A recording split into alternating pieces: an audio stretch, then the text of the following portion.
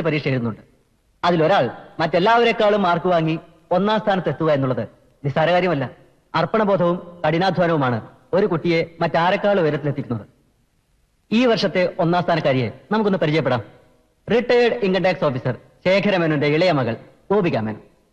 ഗോപിക വെറുമൊരു പുസ്തകപ്പുഴുവല്ല. SSLC പരീക്ഷയിൽ എന്ന പോലെ തന്നെ നൃത്തത്തിലും സംഗീതത്തിലും അവൾ മറ്റാരെക്കാളും മുന്നിലാണ്. നമസ്കാരം. റാങ്ക് കിട്ടുമെന്ന് ഗോപിക പ്രതീക്ഷിച്ചിരുന്നു? അങ്ങനെയൊന്നുമില്ല, തരക്കേടില്ലാത്ത മാർക്ക് കിട്ടുമെന്ന് പ്രതീക്ഷിച്ചിരുന്നു. ആട്ടെ, ഈ പ്രശസ്ത വിജയത്തിന് ആരോടാണ് ഏറ്റവും വലിയ കടപ്പാട്? ഒക്കെ ഈശ്വരന്റെ അനുഗ്രഹമാണ്. പിന്നെ എന്റെ ടീച്ചേഴ്സിന്റെ സഹായം, അച്ഛന്റെ പ്രോത്സാഹനവും വേണ്ടതുപോലെ ഉണ്ടായിരുന്നു. ഞാന് ഇൻകം ടാക്സിലായിരുന്നു. കുട്ടൂസ് ഇവിടെ ഞാൻ അങ്ങനെ വിളിക്കുക. ജനിച്ച വളർന്നൊക്കെ ബോംബേലാ. കുറെ വർഷം ഞാൻ അവിടെ ആയിരുന്നു. ഭാര്യ മരിച്ചപ്പോ ട്രാൻസ്ഫർ വാങ്ങി നാട്ടിലേക്ക് പോന്നു. അവസാനത്തെ ഒരു 5 വർഷം ഞാൻ കൊച്ചിയിലായിരുന്നു. അന്ന് സെൻട്രൽ സ്കൂളിലാ പുള്ളി പഠിച്ചിരുന്നത്. സർവീസിൽ 1 വർഷം ബാക്കിയുള്ളപ്പോൾ ഞാൻ വോളണ്ടറി റിട്ടയർമെന്റ് വാങ്ങി. പലരും കുട്ടികളുടെ പഠനത്തിന് വേണ്ടി ടൗണിലേക്ക് താമസം മാറ്റുന്ന ഇക്കാലത്ത് മിസ്റ്റർ മേനോൻ എന്താ നാട്ടിൻപുറത്ത് സെറ്റിൽ ചെയ്യാമെന്ന് കരുതിയത്? പഠിക്കുന്നവർക്ക് എവിടെയാണെങ്കിലും പഠിക്കാം. പിന്നെ നഗരങ്ങളെക്കാൾ സ്വസ്ഥത ഇവിടെയാണ്. ഇതെന്റെ തറവാടാണ്. ഗോപിയയ്ക്ക് ട്യൂഷൻ ഉണ്ടായിരുന്നോ? ഇല്ല, ക്ലാസ്സിൽ നല്ലതുപോലെ ശ്രദ്ധിക്കും. പിന്നെ സംശയമുള്ളത് അച്ഛനോടോ ചേച്ചിമാരോടോ ചോദിച്ച് മനസ്സിലാക്കും. ഓഹോ, എത്ര ചേച്ചിമാരുണ്ട്? 2 പേരുണ്ട്. എനിക്ക് നേരെ മൂത്തത് മാളവിക, അച്ഛൻ മാളു എന്നാ വിളിക്കുക. ഞാനിപ്പോ കമ്പ്യൂട്ടർ സയൻസിന് പഠിക്കുക. മാത്സ് വല്ലപ്പോഴും ഒക്കെ പറഞ്ഞു കൊടുക്കുമെന്നല്ലാതെ എന്റെ കോൺട്രിബ്യൂഷൻസ് അധികമൊന്നുമില്ല. ചേച്ചി അവളെ കൂടുതലും പഠിപ്പിക്കാറ്. ചേച്ചി എന്ത് ചെയ്യുന്നു? MA കഴിഞ്ഞു. ഇപ്പൊ UGC ടെസ്റ്റ് എഴുതിയിട്ടുണ്ട്. ജോലിയൊന്നും ആയിട്ടില്ല. ക്യാമറ കട്ട് ചെയ്തോ? ചേച്ചി ഒന്ന് വിളിക്കാമോ? ഒരു മിനിറ്റ്.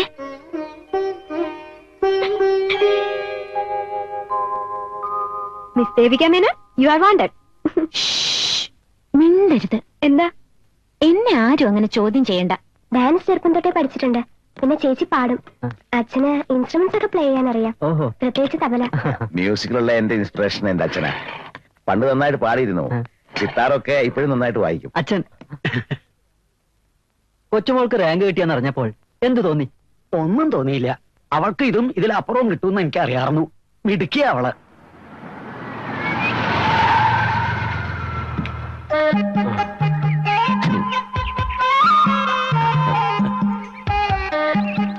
ഇങ്ങോട്ട് മാറണോ? അവര് പരിപാടി കഴിഞ്ഞിട്ടില്ലല്ലോ. ഇല്ലല്ലേ? ആദ്യം എവിടെ? ആര്? ദൂരദർശനൻ. അതാ തളത്തിന്റെ ഉള്ളിലാന്നേ. നിർത്തലേ നിർത്തലേ നിർത്തലേ. ഒരു പ്രധാനപ്പെട്ട ആളെ കൂടി പരിചയപ്പെടുത്താണ്ട്. ആ ഫോട്ടോ പിടിക്കുന്ന സ്ഥാനം എന്താ പറയാ? ഒന്നും തിരിക്കും. ഞാൻ KPP മേനോൻ. മുഴുവൻ പേര് KP Pankunni Menon. Main business അടയ്ക്ക കച്ചവടവും ചാണകച്ചവടവും. ഇപ്പോൾ സമ്മാനം കിട്ടിയ ഈ കുട്ടിയുടെ അമ്മ മരിച്ചുപോയ സുഭദ്ര എന്റെ സ്വന്തം പെങ്ങളാകുന്നു. എന്ന് വെച്ചാൽ വകയിലൊരു പെങ്ങളാകുന്നു. ഇത് സുഭദ്രയുടെ വീട്, ഇത് എന്റെ വീട്. ഇത് സുഭദ്രയുടെ വീട്. ഇപ്പോൾ സെല്ലടിച്ചോ? അടിച്ചിണ്ടാവും. Hello hello. ആ കുട്ടിന്റെ പേരെന്താണ്? ലിജോ. ടീച്ചോ? അതെന്ത് പേരാ? ഇതെന്റെ മോളുടെ കുട്ടിയാ. മോളുടെ പേര് ലിസിന്നും ഭർത്താവിന്റെ പേര് ജോണിന്നോ. അതാ മോന് ലിജോ എന്ന് പേരിട്ടത്. അവന് മറിച്ച് ജോലി നാക്കിക്കൂടേനോ? അങ്ങനെയെങ്കിലും അർത്ഥം ഉണ്ടാവും. മാഷേ, ഇറങ്ങാറായില്ലേ? അതറിഞ്ഞായി. പ്രഭാത് മാഷേ, ഇനി കുറച്ചു നേരം ചേർത്തിന് വഴി നിങ്ങൾ എടുക്കും. അവന്റെ പേര് ജോലി, അല്ല ലിജോ. വയസ്സും കാര്യമൊക്കെ ചോദിച്ചാൽ. വയസ്സ് എത്രയാ? 5. മാഷേ, ചെലവൊന്നുമില്ലേ? എന്തിന്? ഹൗസ് ഓണറുടെ മകൾക്കല്ലേ 10ൽ റാങ്ക്. അവരെ വീട്ടിൽ വാടക താമസിക്കുന്ന എനിക്കാ ചെലവ് ചെയ്യണ്ടേ? പ്രേതവാദം ഉണ്ടെന്ന് പറഞ്ഞ എത്ര പേരാ വീട് ഒഴിഞ്ഞു പോയത്? അപ്പൊ നിങ്ങൾക്ക് ആ വക പേടിയൊന്നുമില്ലേ? കാളിയറോട്ട് തങ്ങൾ മന്ദിരിച്ചിട്ട് ചരട് അരയിലുള്ളിടത്തോളം കാലം ഞാൻ എന്തിനു പേടിക്കണം? 4-ാം ശതകത്തിൽ ഗുപ്ത രാജവംശം ആരംഭിച്ചത് പല കാരണങ്ങൾ കൊണ്ടും ഗുപ്ത ഭരണം ഇന്ത്യ ചരിത്രത്തിൽ ഒരു വഴിത്തിരിവായിരുന്നു. 700 ഇന്ത്യ ഭരിച്ചത് ആരെത്താ? ബാപ്പയോ? ബാപ്പ വരുന്നു. അല്ല, സ്കൂൾ തുറക്കണതിന് മുമ്പ് ഇപ്പോഴേ പരീക്ഷക്കാലം പോലെ ആയോ? ഉമ്മ പറഞ്ഞിട്ടാ. എന്തെന്ന്? ഇപ്പോഴേ പഠിച്ചു തുടങ്ങിയാലേ 10ാം ക്ലാസ്സിൽ റാങ്ക് കിട്ടുള്ളൂ. പഠിക്കുന്ന കാലത്ത് നിങ്ങളൊന്നും എത്രയാണ് റാങ്ക് വാങ്ങിക്കൂട്ടിയെന്ന് അറിയോ? ഓരോ ക്ലാസ്സിലും 2-3 കൊല്ലം തങ്ങി മനസ്സിരുത്തി പഠിച്ചിട്ടാ 5ാം ക്ലാസ് തന്നെ പാസ്സായത്. റാങ്ക് കിട്ടിയ ഗവൺമെന്റിൽ നിന്ന് കാശ് കിട്ടോ ബാപ്പ? മോൾ ആദ്യം 6ാം ക്ലാസ് പാസ്സാകാൻ നോക്ക്. ക്ലാസ് റാങ്ക് നോക്കാൻ പിന്നെ നോക്കട്ടോ. ആമിന. ശമ്പളം കിട്ടിയോ? വന്ന് കേറുമ്പോഴേ കണക്ക് ഇതല്ലാണ്ട് വേറെ ഒന്നും ചോദിക്കാനില്ല അമീന. കുറച്ച് പൈസ തലേന്റെ അടിയിൽ വെച്ച് ഒരു ദിവസമെങ്കിലും കിടന്നു നോക്കാൻ നീ സമ്മതിക്കൂലേ? ഇന്ന് കൊടുക്കാനുള്ള നാളത്തേക്ക് വെച്ച ഭാരം കൂടല്ലേ ഉള്ളൂ. ഭാരം കൂടാനുള്ള ലിസ്റ്റൊക്കെ നീ ഉണ്ടാക്കി വെച്ചിട്ടുണ്ടാവുമല്ലോ. ഞാൻ 30 ദിവസം തൊണ്ടയിലെ വെള്ളം വരിച്ച് കഷ്ടപ്പെട്ടുണ്ടാക്കിയ പൈസ നീ 30 സെക്കൻഡോട് തീർത്തരൂല്ലേ? എന്നാ പിന്നെ കാശും മടിയിൽ വെച്ച് പച്ചവെള്ളം കുടിച്ച് കിടന്നു. അങ്ങനെ അങ്ങോട്ട് പണിഞ്ഞാലോ? ഞാൻ കുളി കഴിഞ്ഞ് വരുമ്പോഴത്തേക്ക് നീ ആ ചായയും ലിസ്റ്റൊക്കെ എടുത്തു വെക്ക്. നമുക്കൊന്ന് അരിച്ചും കുടിച്ചും നോക്കാണ്. ചെല്ലേ ചെല്ലേന്ന് പോയി ചായ ഉണ്ടാക്കി ചെല്ലേ.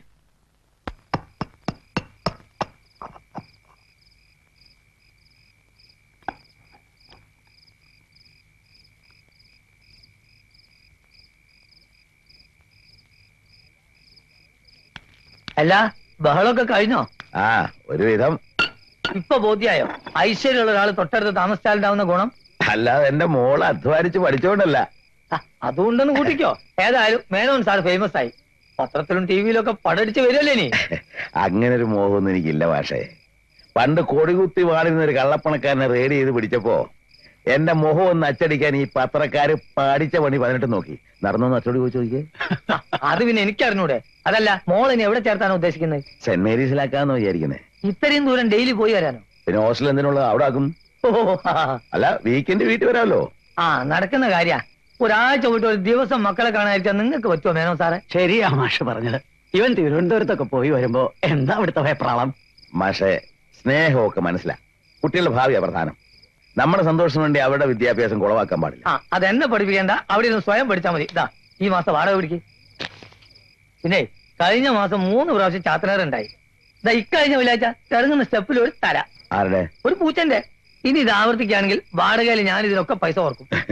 അച്ഛാ ഇങ്ങോട്ടൊന്ന് നോക്കി കണ്ടോ?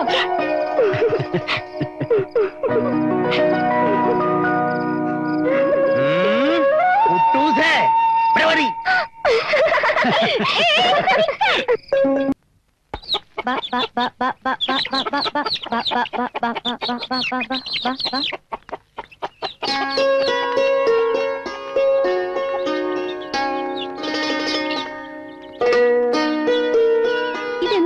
എന്ത് പറ്റാനാ ഞാൻ എന്റെ കുട്ടൂസിനെ കൊണ്ടേക്ക് പോകുന്നു. അപ്പൊ ക്ലാസ്സില്ലേ? ഹോസ്റ്റലിൽ താമസിച്ചെങ്കിൽ മാത്രമേ ക്ലാസ്സിൽ പോകാൻ പറ്റുള്ളൂ. അച്ഛാ അവിടെ ശരിയായിട്ടുള്ള അറ്റൻഷൻ ഒന്നുമില്ല. മോളോട് ചോദിച്ചു ബാത്റൂം കണ്ട ഓക്കാനും വരും അത്രേ. ഭക്ഷണമാണെങ്കിൽ നിസ്സാർക്ക് തോന്നിയ പോലെ നിന്ന് തിരിയാൻ സ്ഥലമില്ലാത്തൊരു കൊച്ചുമുറി. ഇതൊന്നും പോരായിട്ട് കൂടെ പഠിക്കുന്നുണ്ട് അസൂയേ. ഇവിടെ റാങ്ക് ഏരിയാണല്ലോ. ഇവിടുന്ന് കാലത്തെ 6:30 ബസ്സിന് പോയാൽ മതി. സന്ധിക്കുമ്പോൾ തിരിച്ചു വരികയും ചെയ്യാം. ഞങ്ങൾ രണ്ടാളും കൂടെ അങ്ങനെ തീരുമാനിച്ചു. അല്ലേ മോളെ?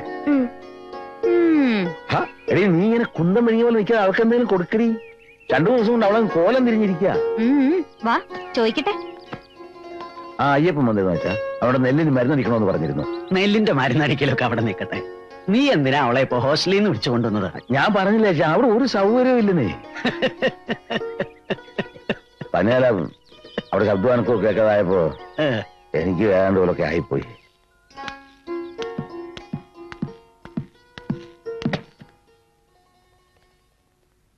അച്ഛാ ഒരു ഒഫീഷ്യൽ കവറുണ്ട്. ഇന്നത്തെ പോസ്റ്റിൽ വന്നതാ.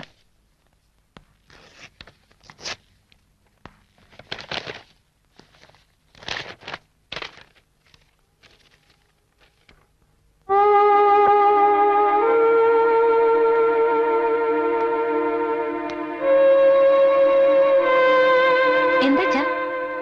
ഒന്നുമില്ല. പിന്നെന്താ മുഖം വാടിയത്? ഓഡിറ്റിംഗില് ചില ഫിഗേഴ്സ് ടാലി ആയിട്ടില്ല. ക്ലറിക്കൽ മിസ്റ്റേക്ക് ആവും. അതായത് എന്റെ പെൻഷൻ ശരിയായാലും ഇനി സമയം എടുക്കുമെന്ന് ചുരുക്കം. ഓരോരോ കാരണങ്ങൾ പറഞ്ഞ് ഇതിപ്പോ കുറെ പ്രാവശ്യമായല്ലോ. ശരിയാകും, സർക്കാർ കാര്യല്ലേ. അപ്പൊ അതിന്റേതായിട്ടുള്ള സമയം എടുക്കും. ആരും അച്ഛനെ മനഃപൂർവ്വം ദ്രോഹിക്കാൻ ചെയ്യണ പോലുണ്ട്. അതൊക്കെ നമുക്ക് വെറുതെ തോന്നുന്ന. നേരിട്ട് തിരുവനന്തപുരത്ത് നിന്ന് ശരിയാക്കാവുന്ന കാര്യമേ ഉള്ളൂ. ഒരു കാര്യം ചെയ്യാം, രാത്രി വണ്ടിക്ക് തന്നെ പോവാം. നാളെ അല്ലെങ്കിൽ മറ്റന്നാൾ പേപ്പേഴ്സ് എല്ലാം ശരിയാക്കി മടങ്ങി വരികയും ചെയ്യാലോ. നീ എന്തിനാ വിഷമിക്കുന്നേ? നീ എന്നാ അച്ഛന്റെ അഡ്രസ് ഒക്കെ ഒന്ന് എടുത്തു വെച്ചേ. പിന്നെ കാലത്തെ കുട്ടൂസിന് നേരത്തെ അയക്കണം. ചോറും കൊടുത്തയക്കണം.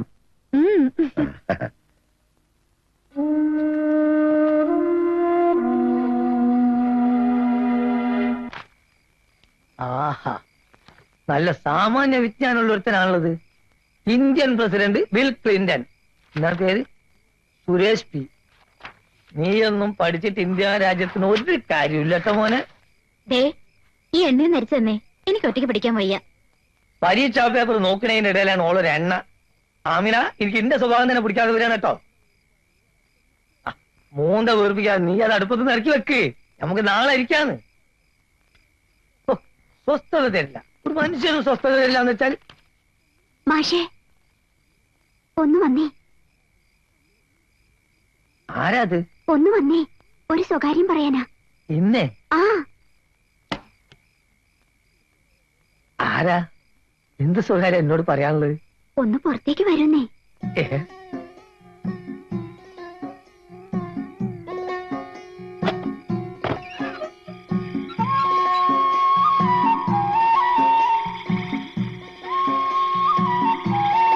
അല്ല, ഏയ് സ്വകാര്യം പറയാണ്ടെന്ന് പറഞ്ഞിട്ടൊന്നും മിണ്ടാതിരിക്കുക. ഇത്ര നാളോ? അല്ലാതെ എങ്ങോട്ടാ പോണേ? വല്ലാതെ ദൂരം പോയാൽ ആമിനെ അറിയട്ടോ. നമ്മളെ കൽവ് ബേജാറാക്കല്ലേ.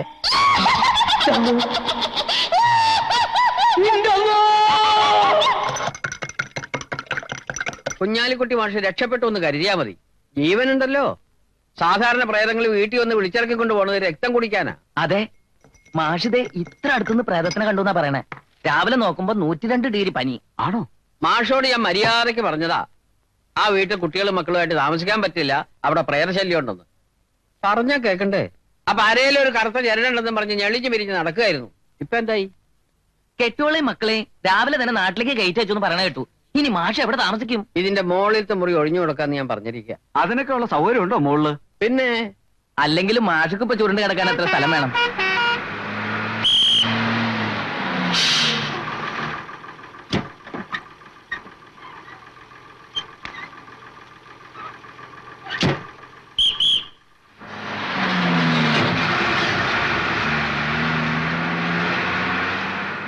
മേനോൻ സാറേ എത്തിയല്ലോ. സാറേ, മേനോൻ സാറേ. സാർ അറിഞ്ഞില്ലേ? എന്ത്? നമ്മുടെ കുഞ്ഞാലിക്കുട്ടി മാഷ് കെട്ട് കെട്ടി. അയ്യോ, എപ്പോ? അറ്റാക്ക് ആയിരുന്നോ? അറ്റാക്ക് ഒന്നുമല്ല, മാഷ് ജീവനോടുകൂടി തന്നെ ഉണ്ട്. ഓ, നമ്പിയാർ ആളെ പേടിപ്പിച്ചോളുന്നല്ലോ. ഞാൻ പേടിപ്പിച്ചതല്ല, മാഷ് പ്രേതത്തിനെ കണ്ട് പേടിച്ചതാ. ഭാഗ്യത്തിനൊന്നും സംഭവിച്ചില്ല. അവിടെ വീട് കാലി ചെയ്തുകൊണ്ടിരിക്കുക. ആ കസാല സൂക്ഷിച്ചു വെക്കണേ, അതിന്റെ കാലിൽ ഇളക്കണ്ട മോനെ. ഓ, ഇതങ്ങോട്ട് നീക്ക്. പിടിച്ചോ. ആ വന്നോ? കണ്ടു പറയാണ്ട് പോണ്ടി വരുന്നു വിചാരിച്ചിരിക്കായിരുന്നു ഞാൻ. ഈ കൂടിക്കാഴ്ച നമ്മൾ രണ്ടുപേരുടെയും ഭാഗ്യ. ഇതിന്റെ 2ാം ജന്മമാണ് സാറേ. വിവരങ്ങളൊക്കെ നമ്പ്യാർ പറഞ്ഞു. പക്ഷെ പഠിപ്പും വിവേകമുള്ള മാഷ് ഇതൊക്കെ വിശ്വസിക്കാൻ പറഞ്ഞാൽ എനിക്ക് മനസ്സിലാകുന്നില്ല. പ്രേതത്തിനെന്ത് പഠിപ്പും വരും. നിങ്ങളിപ്പോ എന്നെ കാണുന്നുണ്ടോ? ഇത് സത്യാനെ അത് സത്യം. നേർക്ക് എന്താ വിശ്വസിക്കാതിരിക്കാൻ പറ്റുമോ? അപ്പൊ തുടങ്ങിയ പനിയാ, ഇപ്പോഴും വിട്ടിട്ടില്ല. മനസ്സിലാകുന്നില്ല പോലും. ഒന്ന് വേഗം ആവട്ടെ. ഇനി ഒരു രാത്രി ഇവിടെ അന്തി കൊടുക്കാന്ന് പറഞ്ഞാൽ എനിക്ക് അത് ആലോചിക്കാനേ വയ്യ. പിന്നെ വീട്ടിന് അഡ്വാൻസ് ഒരു 10,000 രൂപ തന്നിട്ടുണ്ട്. അതിന് 12 ദിവസത്തെ വാടക കഴിച്ചാൽ കിട്ടുന്ന സംഖ്യ തിരിച്ചെന്നാ നമുക്ക് സന്തോഷമായിട്ട് പിരിയാം. മാഷർക്ക് അറിയാവുന്നല്ലേ എന്റെ അവസ്ഥ. അന്ന് അത്രയും വലിയൊരു തുക വാങ്ങിയതിന് ഒരു അത്യാവശ്യത്തിന്റെ പേരില്ല. ഇപ്പോഴും അത് തിരിച്ചുതരാവുന്ന ഒരു സ്ഥിതിയിലല്ല ഞാൻ. ഒരു വാടകക്കാരൻ ഒഴിഞ്ഞു പോകുമ്പോ അഡ്വാൻസ് തിരിച്ചു കൊടുക്കാൻ ഒരു ഹൗസ് ഓണർ ബാധ്യസ്ഥനാ. പക്ഷെ ഇത് മുന്നറിയിപ്പൊന്നും ഉണ്ടായിരുന്നില്ലല്ലോ. മുന്നറിയിപ്പായിട്ടാണോ പ്രേതം വരുന്നത്? മാഷകാലം ഈ നാട്ടിൽ തന്നെ ഉണ്ടാവല്ലോ. മോളെ കല്യാണ ആവശ്യത്തിനായിട്ട് ഞാൻ വടക്കേപ്പുറത്ത് വിൽക്കാൻ ആലോചിക്കുന്നുണ്ട്. ആ കാശ് കിട്ടാതെ മറ്റൊരു തിരുമറിക്കുള്ള വഴിയൊന്നും ഞാൻ കാണുന്നില്ല. അല്ലെങ്കിൽ പിന്നെ വീട് വേറെ ആരെങ്കിലും വാടകയ്ക്ക് എടുക്കണം. അവിടെ നിന്ന് അഡ്വാൻസ് വാങ്ങിച്ചത് അങ്ങനെ തന്നെ മാഷ ഏൽപ്പിച്ചോളാം. അപ്പൊ പുതിയ വാടകക്കാർ വരുന്നവരെ ഞാൻ കാത്തിരിക്കണം എന്നർത്ഥം. ഇരിക്കാതെ പറ്റൂല്ലോ. പക്ഷെ പോവല്ലേ? ആ പോവാ. അതെ, ഞാൻ ആദ്യം അതൊക്കെ ഒന്ന് നാട്ടിലെത്തിക്കട്ടെ, വന്നിട്ട് വരെ ബാക്കി കാര്യം. പോവാ മോനെ.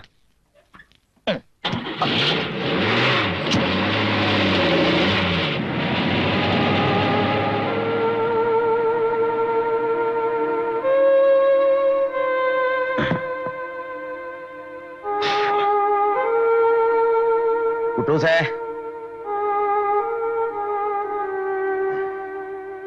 വേണ്ട കേട്ടാ, നീ ഇരുന്നോ. എന്താ അച്ഛാ? ആ ഇതേ കുറച്ച് ലഡുവാ. എല്ലാം കൂടെ ഒന്നിച്ച് ഞങ്ങൾ നിന്ന് കളയരുത്. മോളത് മുത്തച്ഛന്റെ മുറിയിൽ കൊണ്ടുവച്ചോ. ആവശ്യത്തിന് ഓരോന്ന് മുത്തച്ഛ എടുത്തരാം. വേണ്ട മുത്തശ്ശ, ഞാൻ തിന്നില്ല. എനിക്ക് മധുരം തിന്നാൻ പാടുണ്ടോ? എന്നാലും വേണ്ട. ദേവി, മാളുവേ, ഇതാ നിനക്ക് സ്റ്റിക്കർ പൊട്ട്. ഓ, എന്തെല്ലാം ഡിസൈനിലായി ഇപ്പൊ ഈ കുന്ത ഇറക്കി വിടുന്നതേ. വണ്ടിയിൽ എന്റെ അടുത്തിരുന്ന പെൺകുട്ടിയുടെ നെറ്റിയല് ദേ പാമ്പിനെ പോലെ ഒരെണ്ണം. അതൊക്കെ പോട്ടെ, പോയ കാര്യം എന്തായി? സെൻട്രിൽ നിന്ന് അയച്ച പേപ്പർ ഇവിടെ തടഞ്ഞു വെച്ചിരിക്കുക. ഏതോ ഒരു 140 രൂപ 50 പൈസ ചേർക്കാൻ വിട്ടുപോയത്രേ. ഇപ്പൊ എന്റെ പെൻഷൻ ഈ 140 രൂപ 50 പൈസ തൂങ്ങി കിടക്കുക. അതിപ്പോ പലിശയും പലിശയുടെ പലിശയും എല്ലാം കൂടി ഒരു തുകയായിട്ടുണ്ട്. എന്നാ അത് കഴിച്ച് ബാക്കി തരാൻ പറഞ്ഞപ്പോ നിയമ തടസ്സം. സർക്കാർ കാര്യമല്ലേ, തിരുവനന്തപുരത്ത് ഇനിയും പോകേണ്ടി വരും. മാളുവേ, നിനക്ക് 2 കമ്മല് താമസിച്ച ലോഡ്ജിന്റെ താരത്തെ ഷോപ്പിൽ നിന്ന് വാങ്ങിയതാ. ഒറ്റ നോട്ടത്തില് വൈരമാണെന്നേ തോന്നുന്നു. നോക്കട്ടെ. അയ്യടാ, ദേ മാളു, നോക്കട്ടെ. ശേഖര, ആ കൈമള് വന്നായിരുന്നു. എന്നിട്ട് ആലത്തൂക്കാർക്ക് ബന്ധം വേണ്ടാത്രേ. പെണ്ണിനെ മാത്രം മതി, വേറൊന്നും വേണ്ടാന്ന് പറഞ്ഞിട്ട് മുടമ്പ ന്യായങ്ങൾ എന്തൊക്കെയോ പറഞ്ഞു. ആരോ ഏഷണി കുട്ടിയതാണെന്നാ കൈമള് പറഞ്ഞു. എന്റെ മോക്ക് സമയമായിട്ടുണ്ടാവില്ല.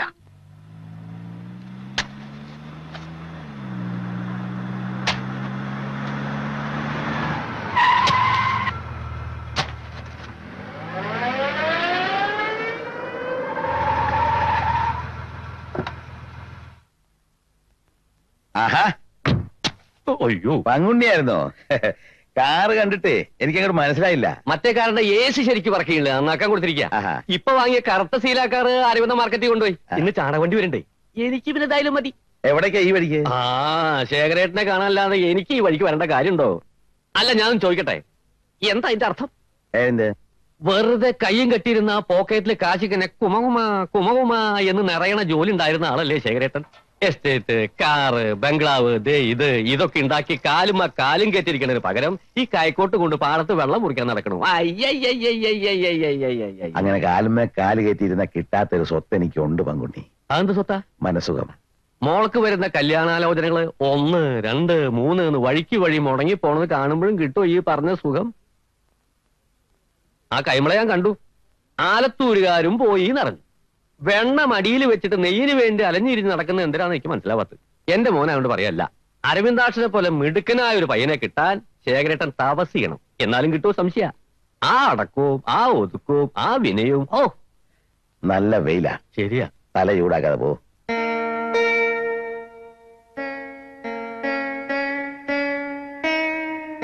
ഈ പോത്തിന്റെ ചവിട്ടിൽ വീണ വായിച്ചിട്ട് കാര്യമില്ല. അതിന് നീ വന്നത് ഞാൻ കണ്ടില്ലല്ലോ പങ്കുണ്ണി. എന്റെ കാര്യമല്ല പറഞ്ഞ്, മാമന് ഈ മൃദംഗം കൊടുത്ത് മാറ്റി വെച്ചേ എപ്പാ നോക്കിയാലും ഗുണു ഗുണു ഗുണു ഗുണു ഗുണു. അയ്യയ്യ. ഞങ്ങളത് മുഴുവൻ വിളിക്കില്ല സുഭദ്ര. കാലം മാറി. തെണ്ടി തിരിഞ്ഞ് നടന്ന് ഞാൻ കച്ചവടം ചെയ്ത് കാശുണ്ടാക്കി. ദേ ഇതുവരെ മേടിച്ചു. അർദ്ധരാത്രി കൊട പിടിക്കണമെന്ന് നാട്ടുകാർ പറയുന്നത്. പറഞ്ഞോട്ടെ, നാട്ടുകാരുടെ കൊടയല്ലോ പിടിക്കണേ. സുഭദ്രയുടെ മോള് എന്റെ മരുമകളായിട്ട് വന്ന നാട്ടുകാരുടെ മുമ്പിൽ നമുക്കുള്ള അന്തസ്സെന്താ? അത് പറഞ്ഞ ശേഖരേട്ടന് മനസ്സിലാവില്ല. അതാ ഞാൻ പറഞ്ഞത്, പോത്തിന്റെ ചവിട്ടിൽ വീണ വായിച്ചിട്ട് കാര്യമില്ല. അവള് പഠിപ്പും വിവരമുള്ള കുട്ടിയല്ലേ പങ്കുണ്ണി. അത് രണ്ടുമില്ലാത്തവന്റെ കൂടെ എങ്ങനെയാ അയക്കുക? മാമാ, വേറെ എന്തൊക്കെ പറഞ്ഞാലും എന്റെ മോന് വിവരില്ലാന്ന് മാത്രം പറയരുത്. മാമനെ അറിയോ, അടയ്ക്കാ കച്ചവടം മുഴുവൻ അവനിപ്പോ ഒറ്റയ്ക്കാ ചെയ്യണേ. ചാണകലോറി വന്ന പണിക്കാരുടെ കൂടെ ചുമക്ക അവനും ഒപ്പം കൂടും. ഒരു കുട്ട ചാണകം പോയ രൂപ 12. പിന്നെ പഠിപ്പ്. 9ാം ക്ലാസ്സിൽ 6 കൊല്ലം പഠിച്ചു. 10ലെ പരീക്ഷ 7 തവണ എഴുതി. ഇതൊക്കെ പഠിപ്പല്ലേ? ധൈര്യമായിട്ട് കയറിക്കോളൂ സാറേ. ഇതാണ് ഹാള്. പിന്നെ ഇപ്പുറം ഇടനായി, അപ്പുറം 2 ബെഡ്റൂം, പിന്നെ കിച്ചണ്, വർക്ക് ഏരിയ. ഇത്രയും സൗകര്യമുള്ള ഒരു വീട് ഈ വാടകയ്ക്ക് സാറിന് കണി കാണാൻ കിട്ടൂല. സരോജം ശരിക്കും നോക്കിക്കോളൂട്ടോ. പിന്നെ ഒരു ഗുണം എന്താന്ന് വെച്ചാൽ നല്ല ഒന്നാണ് ഒരു വെള്ള, പിന്നെ കാറ്റ്, ഫാനിന്റെ ആവശ്യം കൂടി ഇല്ല. ഓഫീസിലേക്ക് ഇവിടുന്ന് എത്ര ദൂരം കാണും? ഈ പാടാണ്ട് കടന്നില്ല ഓഫീസിലേക്കല്ലേ. പിന്നെ റോട്ടിലൂടെ ആവുമ്പോ ഒന്ന് ചിറ്റേണ്ടി വരും. ആ, മിസ്സിന്റെ മുഖം കണ്ടല്ലാതെ വീട് ഇഷ്ടായിന്ന്. മോശമില്ല, പക്ഷെ അഡ്വാൻസ് 10,000 എന്നൊക്കെ പറഞ്ഞ അത് ഇത്തിരി കൂടുതലാണ്. വാടക 5 10 കുറഞ്ഞാലും അഡ്വാൻസ് 10 താഴൂല. മൂപ്പർ കുറച്ച് ബാധ്യതകളൊക്കെ ഉണ്ടേ. പുള്ളിക്ക് എന്താ പരിപാടി? മേനോൻ സാർ ഇൻകം ടാക്സിൽ ഇപ്പൊ റിട്ടയർ ചെയ്തു. കുറച്ച് ടൈറ്റിലപ്പോ. ശേഖരമേന്റെ ഭാർഗവി നിലയം എന്ന് പറയുന്ന വീട് തന്നെയാണോ ഈ പ്രേതശല്യമൊക്കെ ഉള്ളത്? വീട് തന്നെ, പക്ഷെ അങ്ങനെ ഇത് ലോകം മുഴുവൻ അറിഞ്ഞോ? കാളി റോഡ് തങ്ങളെ ഇതിലൊന്നിനും വിശ്വാസമില്ലാത്ത ഒരാൾ എനിക്ക് കാണിച്ചു തരുന്നേ.